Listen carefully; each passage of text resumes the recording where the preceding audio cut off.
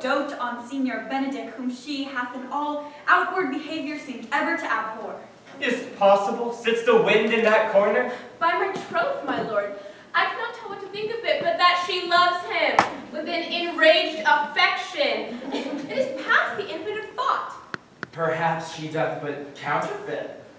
Faith like enough. Oh God, counterfeit? There was never a counterfeit of passion who so near the life of passion she discovers it.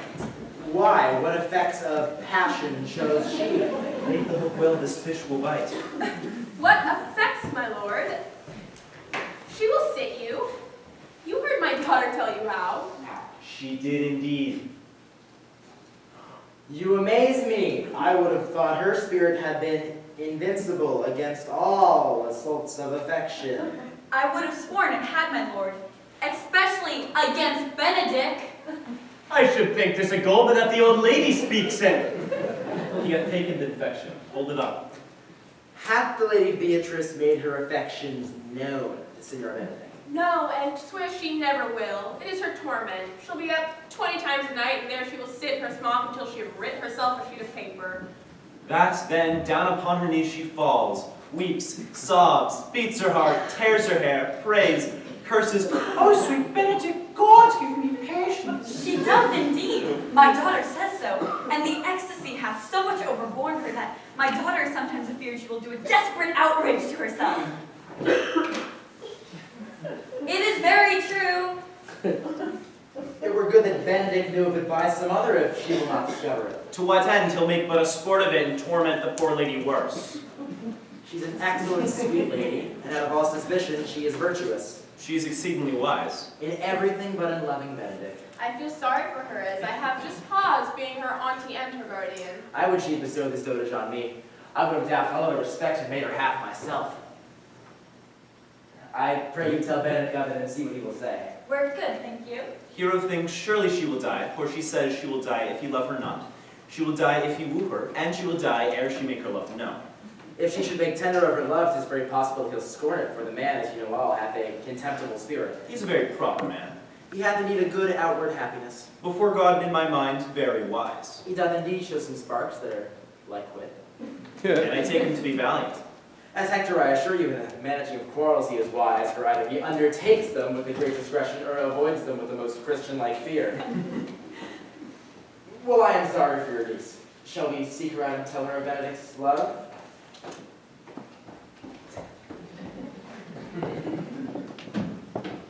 Oh, never tell him, my lord. Let her wear it out with good counsel. Nay, 'tis impossible. She may wear her heart out first. We will hear of it by your daughter. Let it cool a while. I love Benedick dearly and wish he could modestly examine himself to see how he is unworthy so good a lady. My lord, will you walk? Dinner is ready. If he do not dote on her upon this, I will never trust an expectation. Let the same net be cast for her, and that must your daughter, her gentlewoman. With a slender and calm.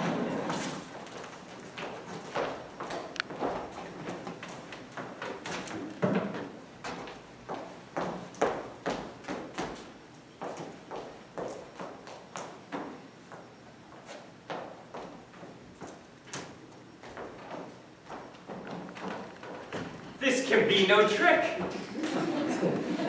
The conference was sadly born. They have the truth of it from Hero. They seem to pity the lady. Love me, why it must be requited. I hear how I am censured. They say I will bear myself proudly if I perceive the love come from her. They say, too, she'll rather die than give any sign of affection. I did not think to marry, but I must not seem proud. Happy are they that hear their detractions and can put them to mending. They say the lady is fair, 'tis a truth I can bear them witness. And virtuous, 'tis so I cannot reprove it. And wise, but for loving me, by my troth and no addition to her wit, nor no great argument of her folly, for I will be horribly in love with her. I may chance have some odd quirks and remnants of wit broken on me, because I have railed so long against marriage. But doth not the appetite alter? A man loves the meat in his youth that he cannot endure in his age.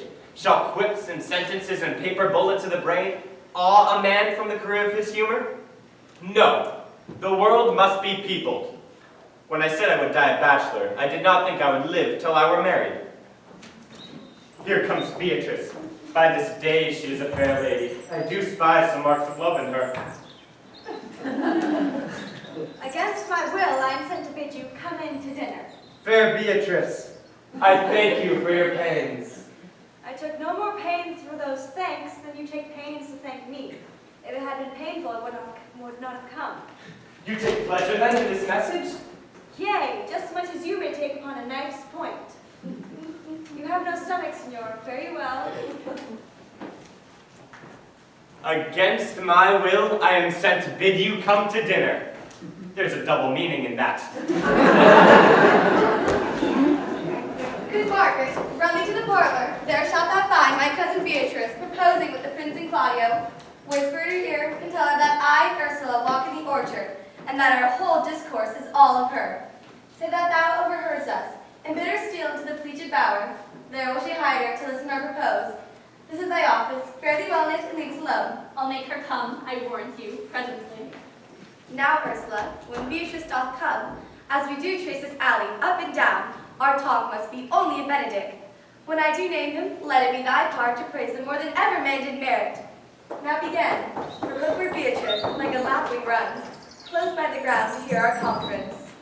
The pleasantest angling is to see the fish so greedily devour the treacherous bait, and so angling for Beatrice, whom even now is counted in the woodline coverture. Fear you not for my part the dialogue. Then we go near her, that our ear lose nothing of the false sweet bait that we lay for it. But are you sure that Benedick loves Beatrice so entirely?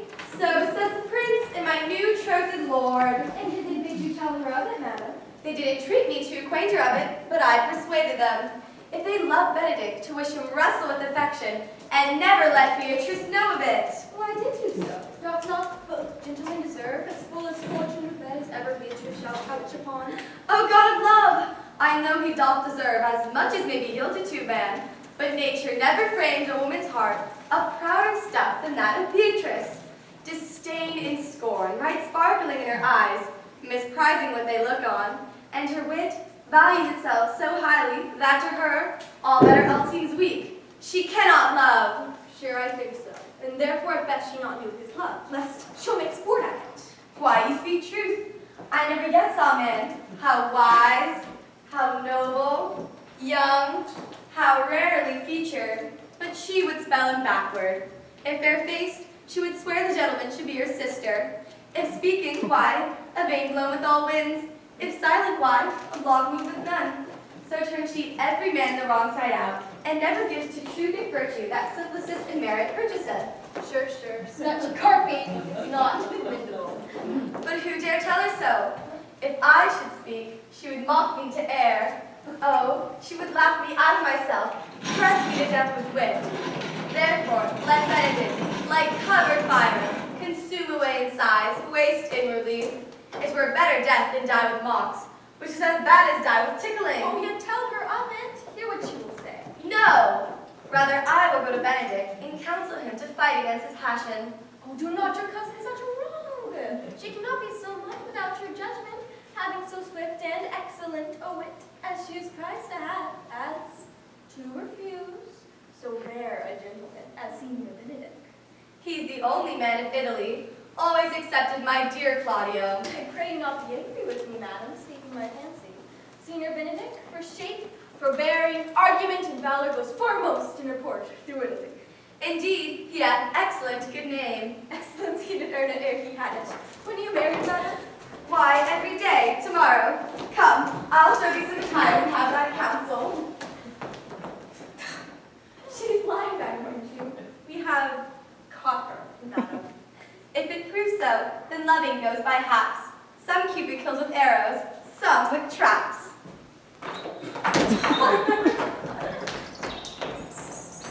What fire is in my ears?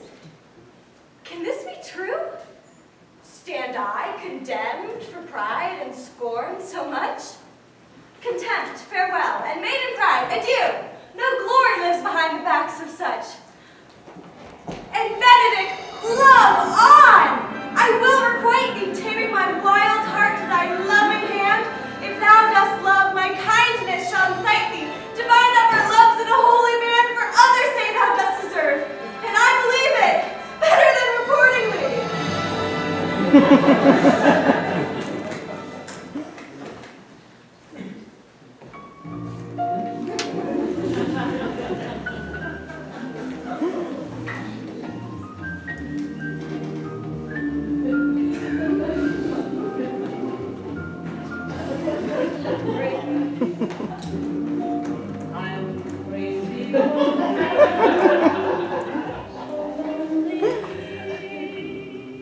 Gallant, I'm not as I have been. So say I, methinks you are sadder. I hope he be in love. Hang him true. There's no true drop of blood in him to be truly touched with love. If he's sad, he wants money. Yet say I, he is in love.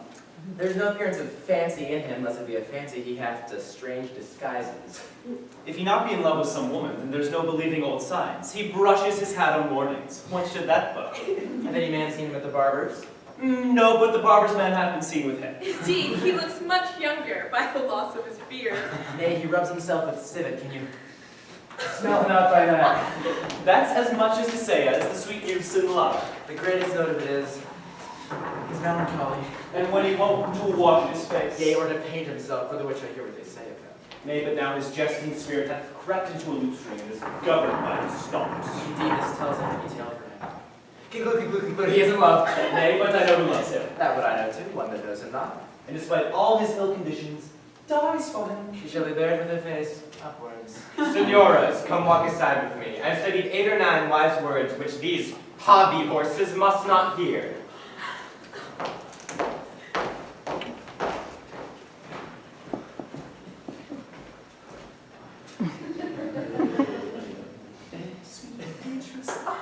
For my life to break with him about Lady Beatrice. Tis even so. Here and Margaret have played their parts with her, and now the two bears will not bite one another once they meet. My lord brother, God save you. Me? If your leisure served, I would speak with you. In private? If it please you. Yet, Count Claudio may hear for what I would speak of concerns him. What's the matter? Means your lordship to be married tomorrow. You know he does. I know not that when he knows what I know. If there be any impediment, I pray you discover it. You may think I love you not. Let that appear hereafter, and aim that at me by that I now will manifest. Why? What's the matter? I came hither to tell you, and circumstances being shortened, for she has been too long a talking of, the lady is disloyal. Who, hero? Even she, Leonata's hero, your hero, every man's hero. The word is too good to paint out her wickedness. I could say she were worse. Think you of a worse title, and I'll fit her to it. Wonder not till further warrant. Go with me tonight, and you shall see her chamber window entered, even the night before her wedding day. If you love her then, tomorrow wed her, but it would better fit your honor to change your mind. May this be so? I will not think. If you do not trust that you see, confess not that you know.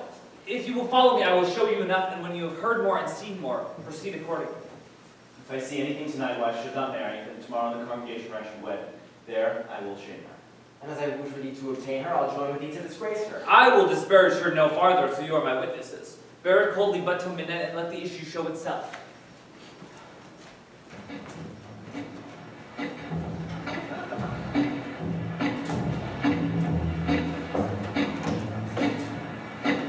Never know how much I love you. Never know how much I care. Oh, Never you, want your my arms. you, I can't believe that you. hard to bear. You give me neither. When you kiss me, baby, when you hold me.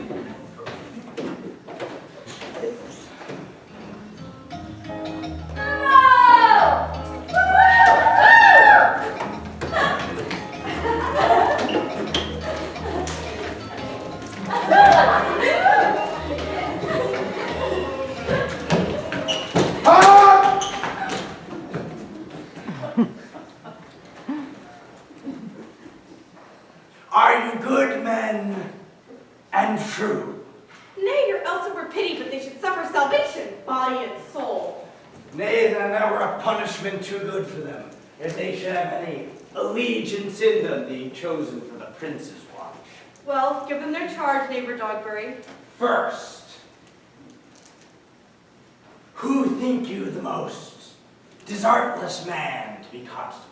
Hugh O'Cake, sir, or Georgia Seacole, for she can write and read. Come hither, neighbor Seacole.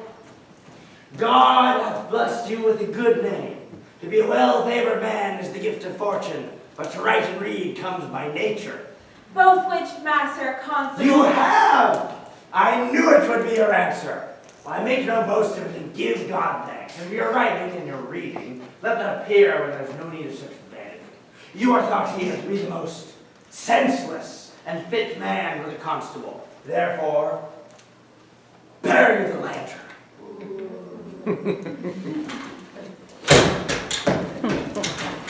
Ah! This is your charge. You are to comprehend all vagrom men. You are to bid any man stand in the prince's name. How if he will not stand? And then take no note of him. Presently call the rest of your watch together to thank God you are rid of the knave. If he will not stand when he is bidden, he is none of the prince's subjects. True, and they are to meddle with none but the prince's subjects. You shall also make no noise in the streets, for the watch to babble and to talk is most tolerable and not to be endured. We'd rather sleep than talk, we know what belongs to a watch. Ah! Why now? You speak like a quiet and most ancient watchman. For I cannot see how sleeping should offend. Only have a care that your bills be not stolen. Well, you were to call in all the alehouses, bid those that are drunk, get them to bed. How if they will not? Leave them and return when they are sober. If they make you not the better answer then, you may say they're not the men you took them for. Well, sir. If you meet a thief in the night, you may suspect him, by virtue of your office, to be no true man. And, for such kind of men, the less you meddle or make with them, why, the more is for your honesty. If we know him to be a thief, shall we not lay hands on him? Truly, by your office you may. But I think they that touch pitch will be defiled. The most peaceable way for you, if you do take a thief in the night, is to let him show himself what he is and steal out of your company. You have always been called the most merciful man, partner. Truly, I would not hang a dog by my will, much more a man with any honesty in him. If you hear a child's cry in the night, you must call the nurse and bid her still it. How if the nurse be asleep and will not hear us? Bid them depart in peace, and let the child wake her with crying. For the ewe that will not hear her lamb and it baws will never answer a calf when it bleats. Tis very true. This is the end of your charge. You, constable, are to present the prince's own form. If you meet the prince in the night, you may stay. Nay, by Our Lady, that I think she cannot. 5 shillings to 1. With any man that knows the statutes, she may stay. Marry, not that the prince be willing, for the watch ought not to offend no man, and it is an offense to stay a man against his will.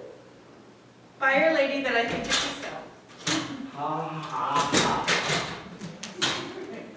Good night, masters. If any matter of weight chances, call up me. Keep your fellows' counsels and your own. Good night. Well, masters, we hear our charge. Let us sit upon the church steps till 2, and then all to bed.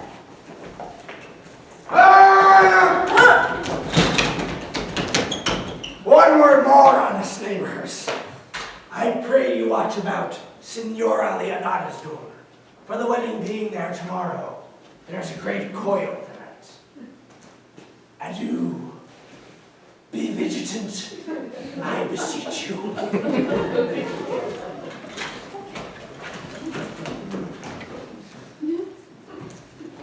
What did I read about, Mom?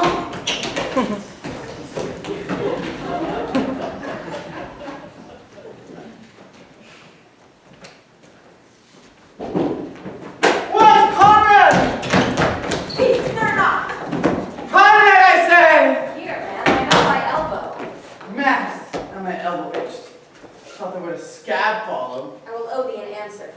and now forward with thy tale. Stand thee close then under this penthouse, for it drizzles rain, and I will, like a true drunkard, utter all to thee. Some drizzle, masters, yet stay close. Therefore know that I have earned of Don John 1,000 ducats. Is it possible that any villainy should be so dear? Thou shouldst rather ask if it were possible any villain could be so rich. For rich villains eat of poor ones can make of what price they will. I wonder at it. Thou shows thou art unconfirmed. Thou knows that the fashion of a doublet or a cap or a cloak is nothing to a man. Yes, it is apparel. I mean the fashion! Yes, the fashion is the fashion. I might as well say the fool's the fool. But seest thou not what a deformed thief this fashion is? I know that deformed. He has been a vile thief this 7 years.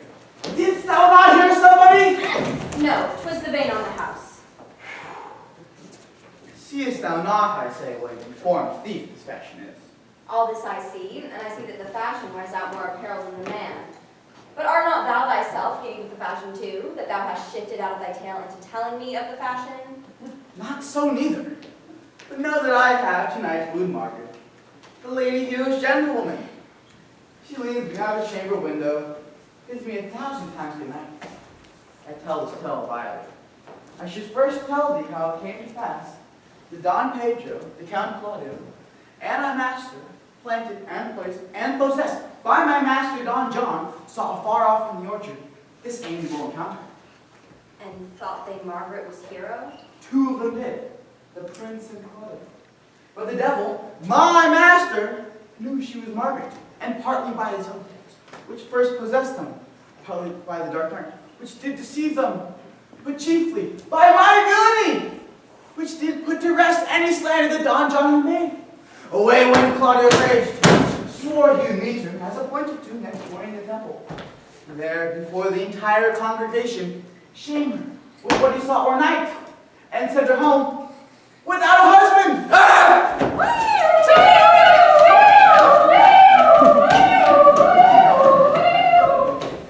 We charge you, in the prince's name, stand. Call up the right master constable. We have here recovered the most dangerous piece of luxury that ever was in the Commonwealth. And one deformed is one of them. I know him. Masters! Masters! You'll be made bring deformed forth, I warrant you. Masters, never speak, we charge you. We shall obey you to go with us. Ha!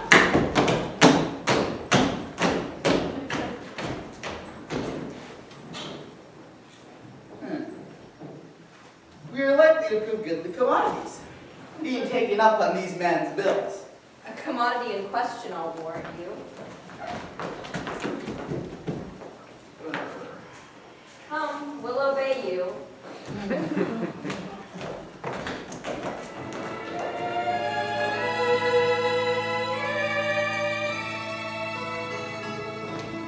Good Ursula, wake my cousin Beatrice and desire her rise. I will, lady. And bid her come hither. Well, Troth, I think your other robato were better. no, pray thee, good man, I'll wear this. By my troth's not so good, and I warrant your cousin will say so. God give me joy to wear it, for my heart is exceedingly heavy. Twill be heavier soon by the weight of a man. Fie upon me, art not ashamed? Of what, lady? Of speaking honorably, is there any harm in the heavier for a husband? None, I think, and to be the right husband and the right wife. Otherwise, 'tis light and not heavy. Ask my lady Beatrice else. Here she comes. Good morrow, cuss. Tomorrow, sweet hero. Why, how now? Do you speak in the sick tune? I am all out of other tune, methinks. 'Tis almost 5 o'clock, cousin. 'Tis time you're ready. By my troth, I'm exceeding ill. Nay ho. For a hog, a horse, or a husband. What means the fool, trout? Nothing I, but God send everyone their heart's desire. These gloves the Count sent me, they're an excellent perfume. I am stuffed, cousin. I cannot smell. Oh, made and stuffed. There's goodly catching of cold. Oh, God help me, God help me. How long have you professed apprehension? Ever since you left it. Doth not my wit become me rarely? It is not seen often enough. You should wear it in your cap. By my troth, I am sick. Get you some of this distilled Cardus Benedictus. kiss and lay it to your heart. It is the only thing for a qualm. There thou prickst her with the thistle. Benedictus, why Benedictus? You have some moral in this Benedictus? Moral? No, by my troth, I have no moral meaning. I'm a plain holy thistle. You may think perchance that I think you are in love. Nay, by a lady, I'm not such a fool to think what I list, nor I list not to think what I can, nor indeed I cannot think. If I were to think my heart out of thinking that you were in love, and you will be in love, and you can be in love. Yet, Benedict was such another, and now has he become a man. He swore he would never marry, and yet now, in despite of his heart, he eats his meat without grudging. And how you may be converted, I know not, but methinks you look with your eyes as other women do. What pace is this that thy tongue keeps? Not a false gallop. Madam, will you come presently? The prince, the count, Senior Benedict, John, and all the gowns of the town will come to fetch you to church. Help to dress me, good coz, good Meg, good Ursula. What would you with us, honest neighbor? Mary, ma'am, I would have some confidence with you, ma'am. Let the servants near me. Brief, I pray you, for you see, it is a busy time with us. That it is, ma'am. Yes, indeed it is, ma'am. What is it, my good friends? Mother Verges, ma'am, speaks a little off the matter. An old woman, ma'am, and her wits are not so blunt as God help I would desire they were. But in faith, honest as the skin between her brows. Yes, I thank God I'm as honest as anyone who is an old woman and no honester than I. Comparisons are odorous, palabrous, Mom. Neighbors, you are tedious. It pleases your worship to say so. But we are the poor Duke's officers. And yet, for mine own part, if I were as tedious as a king, I could find it in my heart to bestow it all of your worship. All thy tediousness on me. Yea, and 'twere 1,000 pound more than 'tis, for I hear as good exclamation on your worship as of anyone in the city. And though I am but a poor man, it pleases me to hear it. And me as well, ma'am. I would fain know what you have to say. Mary, ma'am, our watch tonight, accepting your worship's presence and taking a couple of as errant knaves as any in Messina. A good old woman, ma'am. She will be speaking, as they say, when the age is in, the wit is out. God help us, it is a world to see. An honest old woman in faith, ma'am. By my troth, she is as ever broke bread. But God is to be worshipped. All men are not alike. If two ride on a horse, one must ride behind. Alaska. Indeed, she comes too short of you. Gifts that God gives. We must leave you. One word more, ma'am. Our watchman hath comprehended 2 auspicious persons, and we would have them this morning examined before your worship. Take their examinations yourselves and bring them to us presently. We are now in great haste as it may appear unto you. It shall be suffigance. Drink some wine. There you go. My ladies, it is safe for you to give your daughter to her husband. We'll wait upon them. We're ready. Go, mother, go get you to Francis Seacolt. Bid him bring his inkhorn and pen to the jail. We are now to examination these men. And we must do it wisely. We shall lack for no wit, I warrant you. Only get the learned writer to set down our excommunication and meet me at the jail. Ha!